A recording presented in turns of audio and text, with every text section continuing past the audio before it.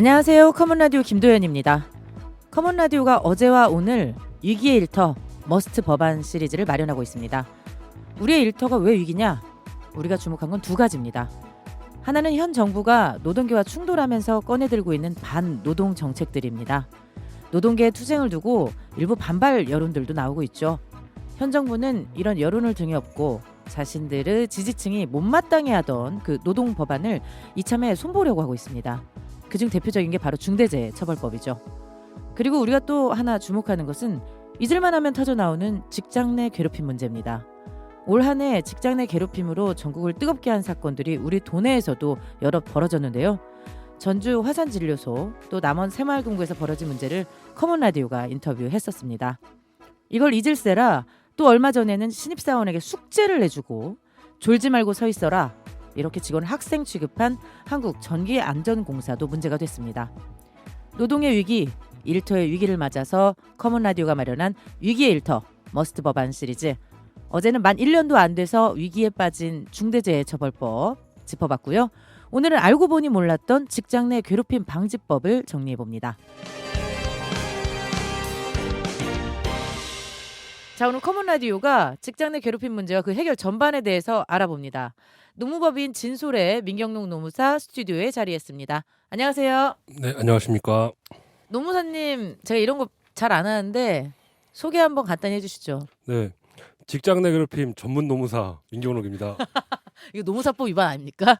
저희는 전문 붙이는 걸로 따로 법규정이 없습니다. 아, 그렇군요. 네, 좋습니다. 직장 내 괴롭힘 전문 노무사 민경록 노무사님 자리하셨습니다.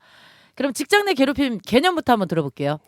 네, 직장 내 괴롭힘은 직장에서의 지위 또는 관계 등의 우위를 이용해서 업무상 적정 범위를 넘어 다른 근로자에게 신체적, 정신적 고통을 주거나 근무 환경을 악화시키는 행위를 말합니다. 그러면은 이제 상사가 부하 직원 괴롭히는 것만 직장 내 괴롭힘이에요? 아니, 그건 아니고요. 그러니까 이제 그게 바로 이제 지위의 우위가 네. 되겠고요. 뭐 관계의 우위 같은 경우는 뭐 다대 일의 관계. 아. 아니면 뭐 직장 내 권력 문제도 있을 수 있겠죠. 만약에 감사팀의 직원이 일반 직원의 직원보다는 더 힘이 있겠죠. 그렇죠. 예, 그러면 꼭 상위 우위 관계가 아니더라도 그런 경우도 인정될 수도 있고, 아. 아니면 뭐 노동조합의 간부가 일반 직원에 대해서도 가능하겠고요. 관계의 우위는 되게 폭넓게 인정되는 개념입니다. 아, 그렇군요. 뭐 인사팀이라든지 감사팀 여기는 뭐 나랑 동급이어도 네, 그렇죠. 네, 좀 그런 게 있긴 있겠다. 그리고 또 이제 그런 것도 있잖아요. 제가 예전에 들은 건데 상사가 이제 새로 발령을 받아서 온 거예요. 근데 여러 그 부하 직원들이 상사를 따돌리는 거야. 네, 그게 바로 다대일의 관계겠죠. 네, 그렇습니다. 그러면 저희가 이제 궁금한 건 그거예요.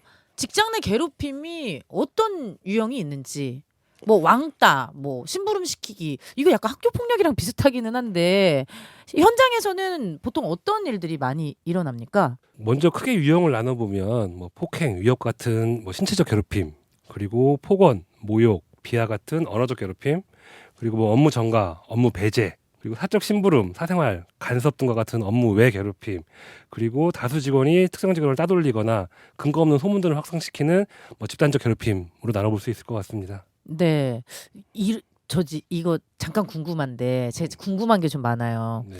팀장이 팀원한테 이제 보고 같은 걸 받았어요. 그런데 좀 마음에 안 드는 거예요. 그래서 내 책상, 팀장 책상이야. 팀장 책상에 볼펜을 탁 던진 거예요. 이거 직장 내 괴롭힘입니까? 이게 폭언이나 뭐 모욕, 비하 같은 언어적 괴롭힘 이런 거에 해당이 될까요? 조사해봐야 합니까? 뭐 당연히 조사해봐야 알겠지만 저희가 그러면 이제 가장 먼저 보는 거는 또 한 가지는 이 행위가 이례적인지 아니면 지속적 반복적으로 진행되는지도 같이 고려를 해서 이게 꼭 본인의 개인에 대한 괴로움도 요건이지만 근무 환경의 악화를 가져왔을 올 정도다라고 판단을 하면 뭐 괴롭힘으로 판단될 여지도 있다고 보입니다. 그러면은 이것도 궁금한데 노무사님이 지금 되게 다양한 영역에서 직장 내 괴롭힘을 보시잖아요. 그 중에서 이 정도까지 직장 내 괴롭힘으로 봐야 되나? 이건 어때요? 뭐 대표적으로 가장 많이 경험한 거는 나만 인사를 받지 않아요. 아, 내 인사만 안 받아요, 우리 팀장님이. 예, 뭐 그런 경우라든지. 내 인사만 안 받는 거는 약간 그 따돌리는 거잖아요. 팀장님 안녕하세요. 쌩. 근데 이제 다른 직원이 왔어. 팀장님 안녕하세요. 좋은 아침이야. 이거는 직장 내 괴롭힘 아니에요? 직장 내에서 발생하는 모든 관계에 대해서 법이 규율하는 건 아니기 때문에 네. 사적인 영역에서 사실 인사를 받을 의무가 있는 건 아니라고 저는 판단을 하거든요. 인사를 받을 의무는 없다. 네네. 그리고 또 이제 만약에 같은 상황에서 모든 직원들이 그 사람 인사를 받지 않는다 라고 한다면 그거는 좀 문제가 될 수 있겠지만 뭐 개인 관계에서까지 법이 관여하는 건 사실 맞지 않다라고 보고요. 적절하지 않군요. 네. 그 직장 내 괴롭힘 많이 저지르는 거. 나는 내가 직장 내 우리 직원들을 난 괴롭힌다고 생각을 안 하는데 사실은 이게 직장 내 괴롭힘이야. 이런 거 한번 소개해 주실래요? 제가 좀 걱정이 돼서 그래요. 대부분 보다 보면 크게 두 가지 유형이 있는 것 같은데요. 한 가지는 우선 세대 차이가 분명 존재를 합니다. 그렇죠. 예, 제가 이제 실제로 그 각 사업장에 직장괴롭힘 예방 교육을 나가게 되면 준비해가는 케이스가 하나 있어요. 궁금해요. 예, 이제 이거는 뭐 실제 상담 사례라고는 제가 들어서 준비를 하는 건데 뭐 외국에 현지 직원으로 이제 나가는 경우가 있잖아요. 네네. 예, 이제 거기서 이제 친한 직장 선배가 고향 선배라는 이유로 이 직원에게 뭐 이렇게 엉덩이도 툭툭 때리고 고향 후배 자기 동생이랑 친구라는 이유로 뭐 그렇게 하면서 수고했어 하면서 엉덩이 툭툭 때리고 귀엽다 이러면서 엉덩이가요? 엉덩이에 너무 집중하지 마시고요. 동성간에 그러니까 동성간에 그 귀엽다 하면서 엉덩이를 툭툭 때렸다는 거죠. 예, 그리고 이분이 되게 그 내성적인 성격에 건담 조립이 취미래요. 피해자라고 하시는 분이. 예, 그렇죠. 그래서 이제 혼자 방에서 건담 조립하고 있으면 업무 끝나고 네. 남자가 뭐 하는 거야 이러면서 건담을 뺏기도 하고. 또 돌려달라고 하면 돌려준대요.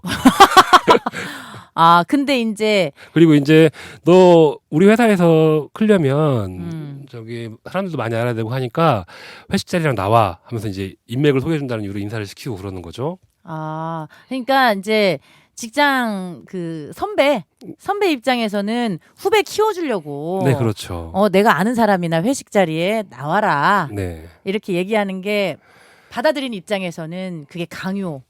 네. 이런 걸로 느껴지는 거고. 그렇죠. 친한 의미에서 하는 뭐 어깨 툭툭 치거나 네네. 엉덩이 툭툭 치거나 하는 행동도 좀 요즘 세대하고 이제 좀 오래된 세대 사이에서는 이게 절대 친밀감의 표시가 아니라는 거죠. 그래서 제가 교육을 때 이 케이스를 설명하고 이게 직장 내 괴롭힘이라고 생각하시는 분 손 한번 들어보세요라고 말씀을 드리면 과장급 이상은 손을 안 들고요. 명확하게 대리급 이하에서는 모든 직원들이 손을 드는 경우들을 많이 봤습니다. 너무 신기하네요. 네네. 자기가 하는 거는 후배를 위한 거다 이렇게 생각하시나 봐요. 그러니까 자기가 성장해온 직장생활, 자기가 경험해온 직장생활을 기반으로 사람들의 사고가 한정되는 부분이 있기 때문에 그런 부분들 때문에 좀 그런 문제들이 있는 것 같습니다. 네, 좋습니다. 그러면 내가 직장 내 괴롭힘을 당했어요. 그러면 가장 먼저 뭘 해야 됩니까? 먼저 회사의 담당자에게 신고를 해야 합니다. 이거 너무 당연한 얘기 아니에요? 신고해야지. 아니, 그러니까 많이들 하시는 실수들 한 가지가 뭐냐면 회사에 알리지 않고 바로 고용노동부로 가시는 경우들이 있어요.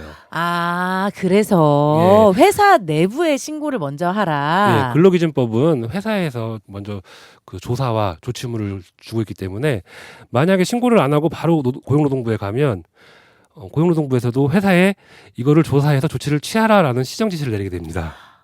결국에 회사로 다시 돌아오는군요. 네, 우선은 그렇습니다. 네. 청취자 여러분, 직장 내 괴롭힘을 당하셨으면은 고용노동부 가지 마시고 직장에 있는 감사팀이라든지 인사팀에 신고하면 됩니다. 고충 처리 그 반이 있죠? 네, 그 담당 조직이 있는 데들은 그쪽에 신고하시면 되고요. 네네. 만약에 그런 게 없다라고 한다면 뭐 인사 담당자, 뭐 총무한테 뭐 상담을 요구하면서 같이 관련 내용을 먼저 넌지시 알리는 게 좋을 것 같습니다. 네.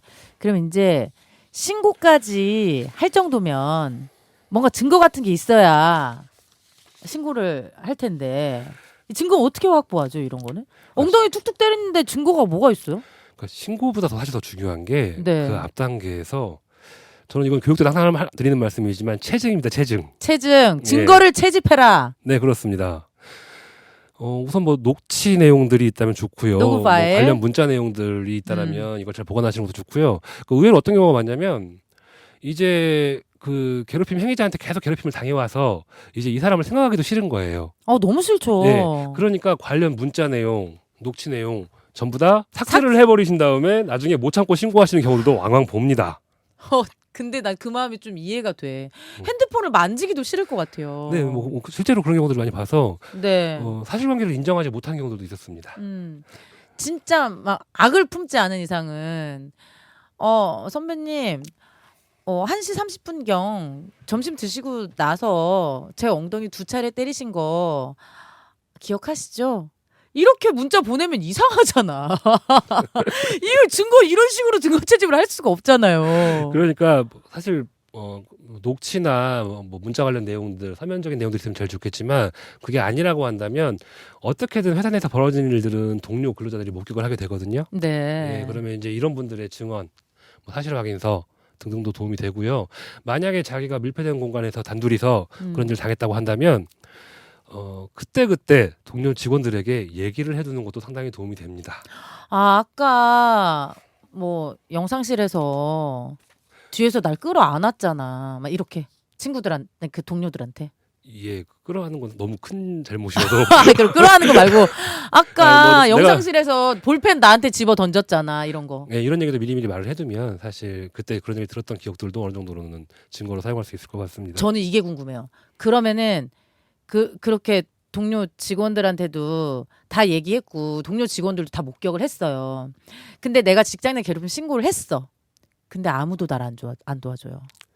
이거는 사실 직장 내 괴롭힘 문제만 관련되는 건 아니고요. 제가 이제 노동 관련 사건들을 하다 보면 한 가지 좀 이렇게 물어보는 게 있습니다. 주변 동료들하고 관계는 어떤지. 왜냐하면 이게 회사와 싸우는 일은 사실 쉽지가 않습니다. 그래서 네. 임금체불이든 그게 해고 문제든 뭐든 직장 동료들의 지지가 없으면 사실 좀 사건을 본인이 끌어나가기가 어려운 부분들이 있거든요.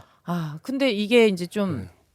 안타까운 게 내가 우리 동료의 직장 내 괴롭힘을 도와줬다가 내가 회사에서 불이익을 입으면 어떡해? 라고 생각할 것 같아서요. 그 불이익 처분에 대해서는 3년 이하 징역 3천만 원 이하 벌금 물론 규정이 있기 때문에 물론 징역이 있지만 마음의 문제잖아요, 그거는. 네. 그 직장 내 괴롭힘 문제가 발생한 사업장을 제가 방문을 해서 조사를 진행하거나 혹은 상담을 하다 보면 한 번에 해결하려고 하시는 좀 근로자들의 생각들이 좀 있으세요. 그렇죠. 네. 근데 사실 이런 문제가 실제 발생을 한다고 하더라도 회사에서도 처음 뭐 발생한 직장 내 괴롭힘 문제를 가지고 이 사람을 바로 해고하거나 뭐 정직 등의 중징계를 취하기 사실 어렵습니다. 네. 그러면 제가 이제 주변 그 참고인 조사를 하든 신고인 조사를 하든 항상 드리는 말씀은 이겁니다. 이 문제는 어떻게든 해결이 되게 돼 있습니다. 어떤 식으로든. 네. 왜냐면요. 그 괴롭힘 행위자가 예를 들어서 이 괴롭힘이 인정받은 다음에 불이익 처분을 받게 돼서 행동이 개선이 되면 자, 목적이 달성된 거죠. 그렇죠. 근데 만약에 이 사람이 똑같은 짓을 또 해요.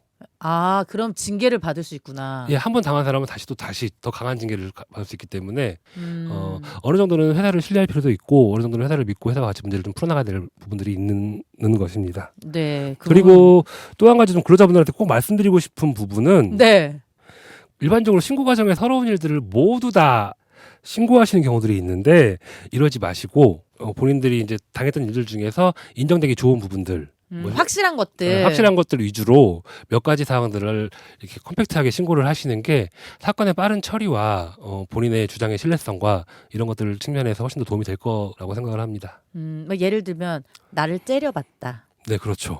직장 내 괴롭힘 사항이 막 여러 개 있어. 예를 들면 아까 소개한 한국전기공사 사건 말씀드리면 직장인 지도 명목으로 숙제 내주고 조니까 졸지 말고 서 있어 이렇게 세우고 이런데 그 사이사이에 나를 째려봤다. 그러니까 이런 사소한 것들을 넣으면은 약간 본질 흐려질 수도 있다는 거죠. 그렇습니다. 근데 이게 막상 직장 생활을 하다 보면 초임이라고 하나? 신입이라고 하죠. 신입 직장인이 난 직장 다녀본 적이 없으니까 딱 회사 딱 갔는데 상사가 이거 숙제해와. 내일까지야.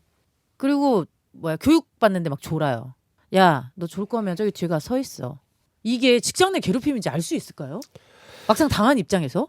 네, 쉽지 않겠죠. 일일이 다 우리가 직장 내 괴롭힘 교육하면서 이런 내용 이슈들을 다 설명해 줄 수도 없잖아요. 네, 그렇습니다. 실제로도 저희가 만약에 검색을 한다고 하더라도요. 검색되는 사례들을 보면 너무 명확한 사례들만 검색이 됩니다. 그러니까요. 네, 그래서 먼저 제가 핵심적으로 말씀드리고 싶은 건 아까 말씀드린 그 직장 내 괴롭힘 요건들이 있지 않습니까? 우위관계. 우위관계. 네, 대부분 다 우위관계는 인정이 됩니다. 예를 보면 보통 네. 상사와 하급 직원의 관계에서 그렇죠. 발생되는 문제들이기 때문에 숙제와 네. 이런 거는 그리고 괴롭힘도 대부분 다 인정이 됩니다. 왜냐하면 당한 사람이 괴롭거든요. 뭐야? 네. 네. 그러면 사실 핵심적인 개념은 업무상 적정 범위를 넘어섰냐 아니냐의 문제입니다. 아. 대부분의 괴롭힘량이 판단은 여기서 이루어지고요. 네. 네네. 업무상 적정 범위를 넘어섰냐? 네. 내가 참을 만하냐 그것도 이제 사회 통념에 비추어 봤을 때 업무상 적정 범위를 넘어섰냐? 네, 그렇습니다. 아까 말씀드린 그런 사례 같은 경우에 만약에 당연히 교육관리 직원으로서 교육 자세가 그렇게 좋지 않은 그렇지. 신입 직원에게 경고를 한다든지 뭐 하는 것들은 가능하겠죠. 그러면 그런데 그걸 넘어서 가지고 뒤에 가서 서 있어라 이런 공개적인 자리에서 망신을 준 네, 거잖아요. 망신을 주는 행위들은 저는 직장 괴롭힘에 해당된다고 봅니다. 네. 그러면은 지금 사회 통념상 적정 범위, 업무의 적정 범위를 넘어섰는지 아닌지 궁금해요, 내가. 네. 뭔가 기분이 나쁘긴 나빠. 네. 근데 직장 내 괴롭힘인지 아닌지는 잘 모르겠어요. 그때마다 민경동 노무사님한테 전화할 수는 없는 거 아닙니까? 어디에다 물어봐야 되죠? 이런 거는?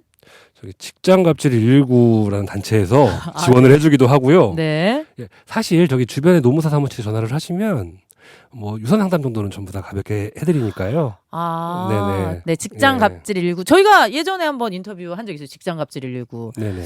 직장 갑질 119에 전화를 하시거나 네. 아니면 인근 노무사 사무실에 전화를 하셔서 문의를 하셔도 뭐 큰 비용 없이 기본 상담들은 받으실 수 있습니다. 아, 네. 청취자 여러분들께 진짜 꿀팁 알려드리면 직장 내 괴롭힘인지 아닌지 약간 아리까리한데 기분은 나쁘다라고 한다면은 근처 노무사 사무실에 유선으로 전화를 해서 가벼운 상담 가능하고 그 내 방에서도 가볍게 좀 상담을 해주실 수 있습니까?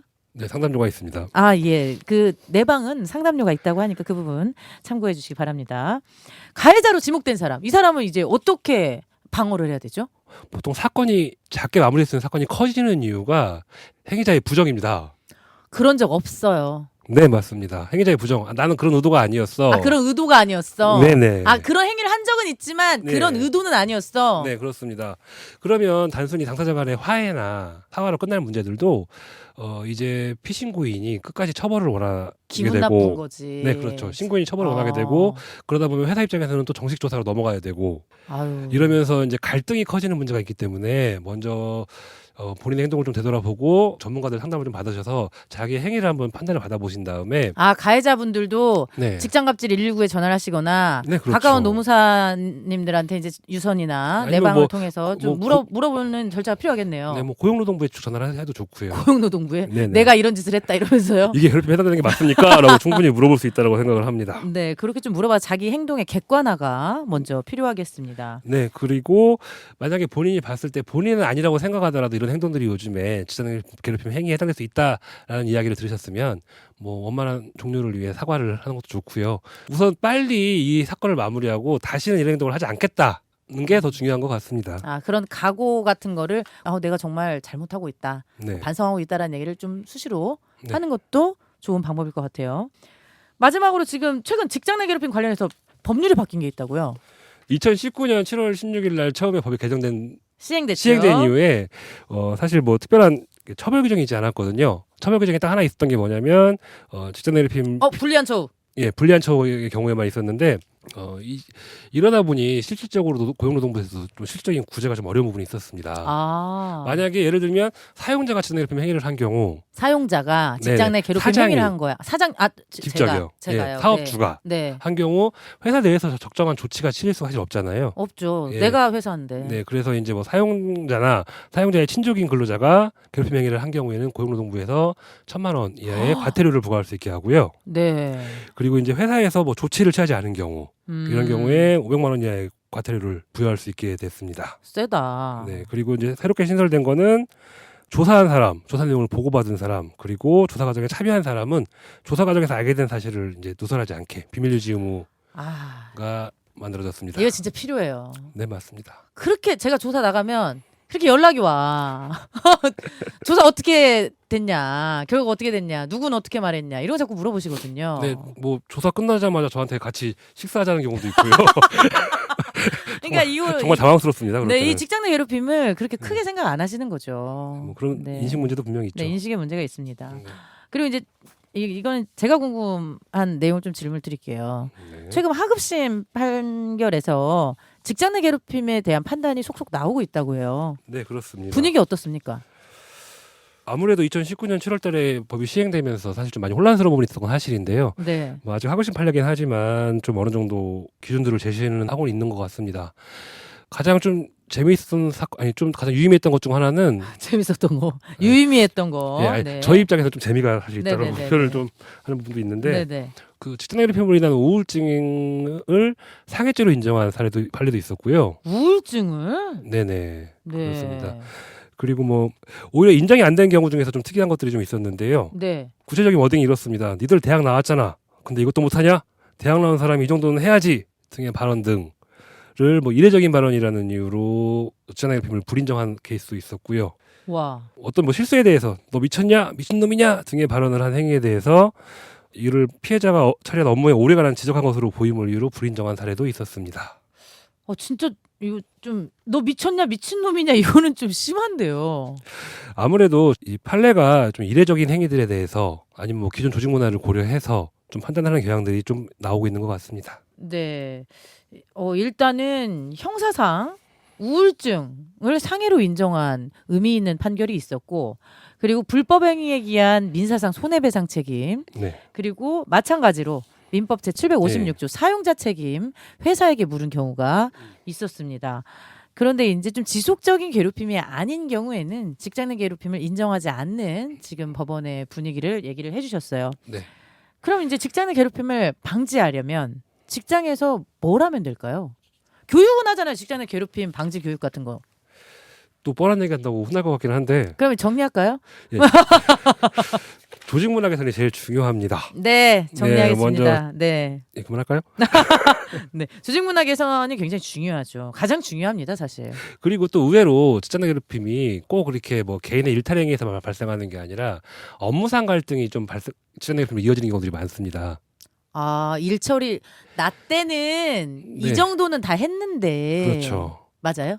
뭐 그런 경우도 있고요. 네. 아니면 반대로 상급자인 관리자가 업무 능력이 부족하다 보니 부하 직원에게 이상한 행동들을 하는 경우들도 사실 제가 봤을 땐 일정 유형으로 판단될 만큼 보입니다. 그래요? 네네. 뭐 그러니까 특별하게 좀 업무 능력이 뛰어난 직원을 업무에서 배제시킨다든지.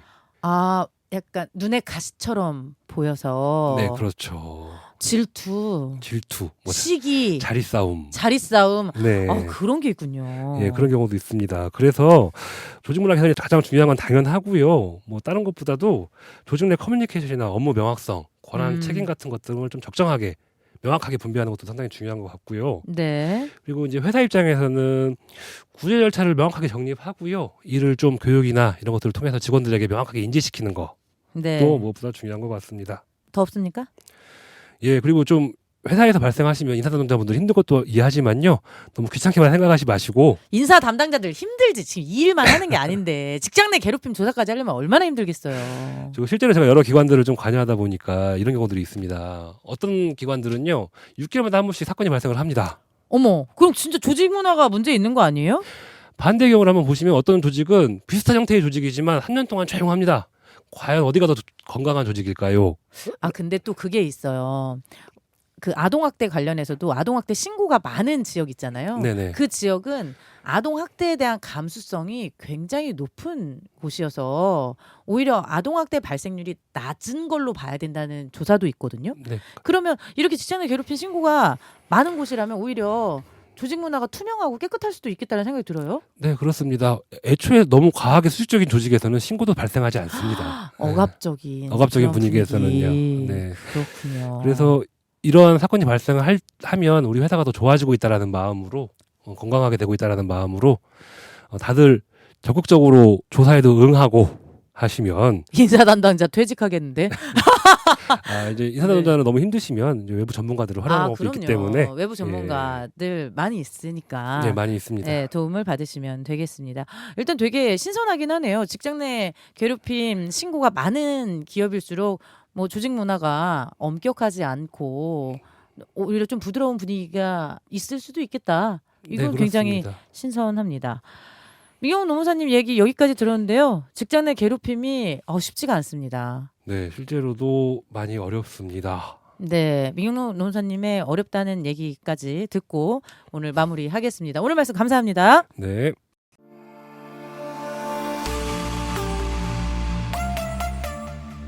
커먼 라디오 저는 김도연이었습니다. 내일 낮 12시 30분도 잊지 마세요. 다 같이 커먼!